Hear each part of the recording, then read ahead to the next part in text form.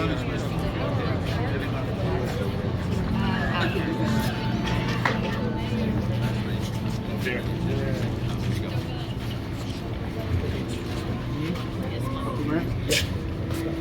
you gotta give us space so you can go inside.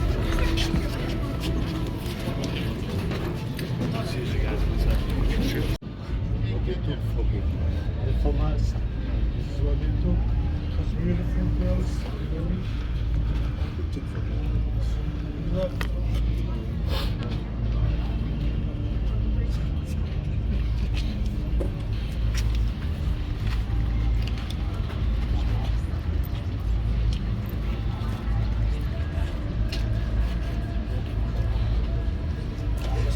Mr. Mayor, is this survivor of this?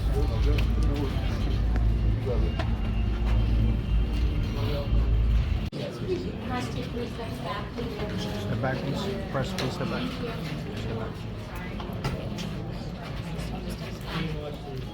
What we saw yesterday was despicable. Hamas is a terrorist organization. Hezbollah is a terrorist organization. On October 7th, Jews were killed, Muslims were killed, Americans were killed. When you see a demonstration of that magnitude, there's a belief by those outside the city that say, is this what New York represents? I say no.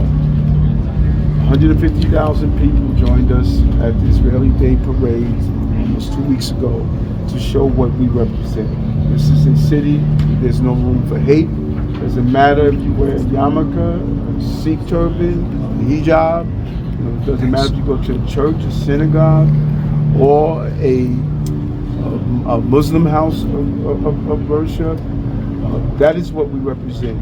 Yesterday is not a representation of this city.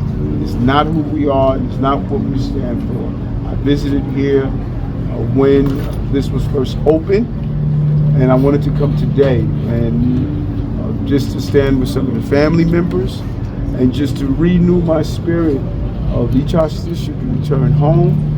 Hamas must be destroyed. Hezbollah should be disbanded, and we should continue to be vigilant as we deal with finding a peace in the region. We don't want to see any children dying. And watching these two young girls and many of the young people on the wall, every parent feels this level of pain and destruction. It impacted us all. Yesterday is not a representation of our city. Mr. Mayor, there was some footage yesterday during the demonstration where you saw flares being lit. Officers did not immediately go in to arrest people. They just made people put them out and then let them continue protest. Do you think there should have been a more aggressive police response?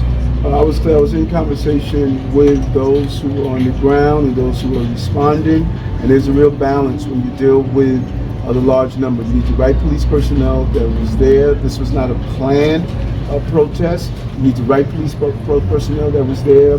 Officers were deployed and used the various mobilization tactics. They got SRG here on the scene to make sure you could respond appropriately. We did not want to do anything that was going to endanger innocent people who were here and have officers being overwhelmed. And I believe the strategies that were used was to properly use the level of enforcement that was needed. And many people would rather not allow these protests at all. Many people would rather say that no one should be allowed to protest. That is not what the laws require us to do. There's a clear requirement that what we have to permit. I get frustrated, I get angry when I look at some of the things that are said and portrayed. It really angers me to see that we will wave the flag of Hamas in this city.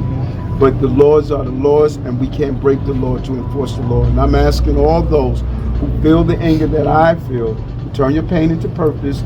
You too exercise your right the way we did almost 2 weeks ago when 150,000 people came out to show their support for ensuring that we are focused on bringing hostages home, making sure no innocent people are killed, and dismantling and disbanding Hamas.